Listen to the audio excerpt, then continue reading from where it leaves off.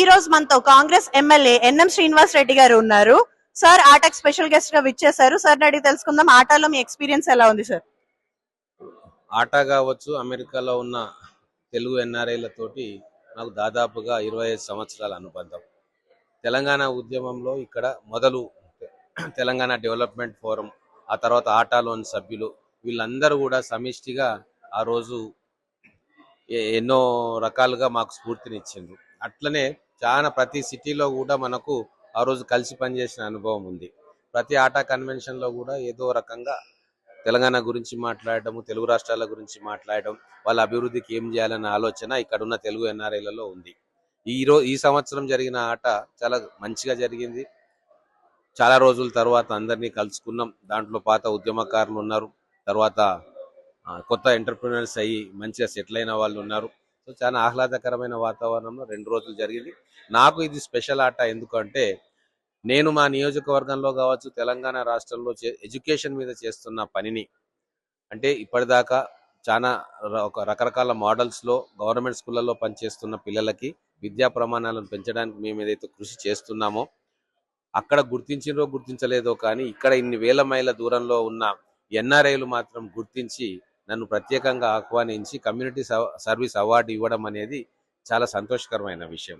I thank all the atta people. ఎందుకంటే వీళ్ళకు ఎంత ప్రేమ ఉంది తెలంగాణ గడ్డ మీద లేదా తెలుగు గడ్డ మీద అని ఎవరు మంచి పని చేసినా పిలిచి వెన్నుతట్టి ప్రోత్సహించాలన్న ఒక గొప్ప ఆలోచన వీళ్ళు చేస్తున్నందుకు నిజంగా ఇది చాలా శుభ పరిణామం.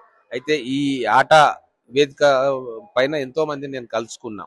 చాలా మందికి ఏదో రకంగా హెల్ప్ చేద్దాం, టెక్నాలజీ పరంగా కానీ, సర్వీసెస్ పరంగా కానీ, హ్యూమన్ రిసోర్సెస్ పరంగా కానీ, లేదు మెంటర్షిప్ విధానంలో కూడా హెల్ప్ చేయడానికి సిద్ధంగా ఉన్నారు. వాస్తవంగా ఇక్కడ వీళ్ళ చాలా బిజీ లైఫ్.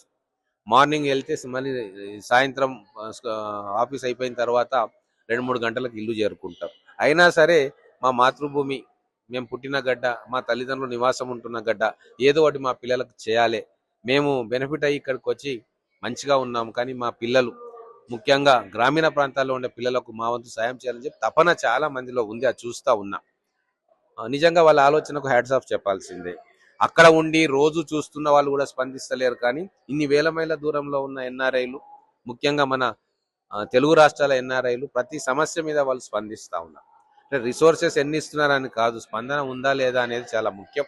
అటువంటి స్పందన ఈరోజు మన ఎన్ఆర్ఐలలో కనబడతా ఉంది. వాళ్ళందరికీ కూడా నేను ఒకటే సూచన చేస్తూ ఉన్నా, మీరందరూ కూడా ఆర్గనైజ్ కండి. చాలా చేసేది ఉంది ఇంకా, తెలంగాణలో కావచ్చు, ఆంధ్రప్రదేశ్లో కావచ్చు. ముఖ్యంగా ఎడ్యుకేషన్ అండ్ హెల్త్ మీద మీరు ఫోకస్ చేయండి. మీకు టెక్నాలజీ కానీ మీ ఎక్స్పీరియన్స్ కానీ ఖచ్చితంగా మన పిల్లలకు ఉపయోగపడతాయి. అదొక లింక్ లాగా ఉంటుంది. కాబట్టి ఆ లింకును తెంపుకోవద్దు అనుకుంటే, మళ్ళీ మనం పుట్టిన గడ్డ మీద మనకు నెట్వర్కింగ్ చేసుకోవాలన్నా, లేకుంటే మన వచ్చిన అనుభవాన్ని పంచాలన్నా ఎడ్యుకేషన్ అనేది ఒక ముఖ్యమైన ప్లాట్ఫామ్ అవుతుంది. కాబట్టి దాని మీద అందరూ కూడా ఆలోచన చేయాలి. మేము కూడా చాలా రకాలుగా మనం ప్రయత్నం చేస్తూ ఉన్నాం. ఇప్పటిదాకా 2 లక్షల మంది పిల్లలను వాళ్ళ విద్యా ప్రమాణాలను పెంచగలిగినాం. 2000 స్కూల్స్లో మేము చేస్తున్న ప్రయోగం సఫలమైంది. ఇంకా కొన్ని వేల స్కూల్స్లో ఇటువంటి ప్రయోగం చేయాల్సిన అవసరం ఉంది. మన పిల్లల ప్రమాణాలు పెంచాల్సిన అవసరం ఉంది. దానికి మీ అందరూ కూడా, ఇక్కడ ఉన్న ఎన్ఆర్ఐలు కూడా సహాయ సహకారాలు అందించాలని చెప్పి రిక్వెస్ట్ చేస్తా ఉన్నాం. తప్పకుండా సార్. మీరు రాబోతున్న టర్మ్ ఎలక్షన్స్ కి కాంగ్రెస్ ఎలా ప్రిపేర్ అవుతోంది? మీ కాన్స్టిట్యుయెన్సీలో మీరు ఎలా ప్రిపేర్ అవుతున్నారు? ఇప్పుడు ఒకటండి, గత 10 సంవత్సరాలుగా ఏ సెక్టర్స్ అయితే ఇగ్నోర్ చేసిందో గత ప్రభుత్వం, వాటి మీద మేము కాన్సన్ట్రేట్ చేస్తూ ఉన్నాం. ముఖ్యంగా విద్య మీద, హెల్త్ మీద, అలాగే ఇన్ఫ్రాస్ట్రక్చర్ మీద, ఎంప్లాయ్మెంట్ జనరేషన్ మీద మేము చేస్తున్న పని 2.5 yearsలో అన్ని అడ్డంకులు కూడా క్లియర్ చేసుకొని ఇప్పుడు గ్రౌండింగ్ చేసుకుంటా ఉన్నాం. ఒక ఫ్యూచర్ సిటీ కట్టుకోబోతా ఉన్నాం. మూసి రిజువనేషన్ చేసుకుంటా ఉన్నాం. తర్వాత గ్లోబల్ క్యాపబిలిటీ సెంటర్స్ని మొత్తం కూడా హైదరాబాద్కు తీసుకొచ్చి ఎంప్లాయ్మెంట్ జనరేషన్ కోసం వాళ్ళతో మాట్లాడుతూ ఉన్నాం.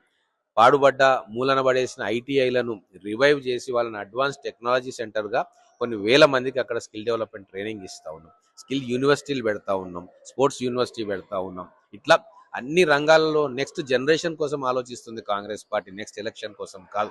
కాబట్టే ప్రజలు మమ్మల్ని అర్థం చేసుకుంటారు, మమ్మల్ని ఆశీర్వదిస్తారు.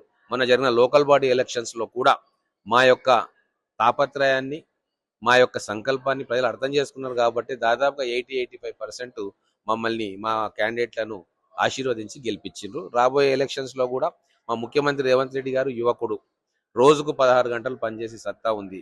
24 గంటలు ప్రజల కోసం పనిచేస్తా ఉన్నాడు. గతంలో ఉన్న ముఖ్యమంత్రి లాగా ఫామ్ హౌస్లో ప్రగతి భవన్లో కూర్చొని 6 నెలలకో ఏడాదికో ఒకసారి పబ్లిక్ దర్శనం ఇచ్చే సీన్ లేదు. 24 గంటలు పబ్లిక్ లోనే ఉంటున్నాడు, రివ్యూ చేస్తా ఉన్నాడు, జిల్లాలు తిరుగుతా ఉన్నాడు, మంచి చెడ్డ చూస్తా ఉన్నారు. మా మంత్రులు కూడా పర్యటిస్తా ఉన్నారు. కాబట్టి ఒక డెమోక్రటిక్ వాతావరణం ఈరోజు తెలంగాణలో ఉంది. కాబట్టి ఖచ్చితంగా ప్రజలకు మళ్ళీ మమ్మల్ని ఆశీర్వదిస్తారు అని చెప్పి నేను భావిస్తా ఉన్నాను. Thank you sir, thank you for your time, wish you all the best. Thank you.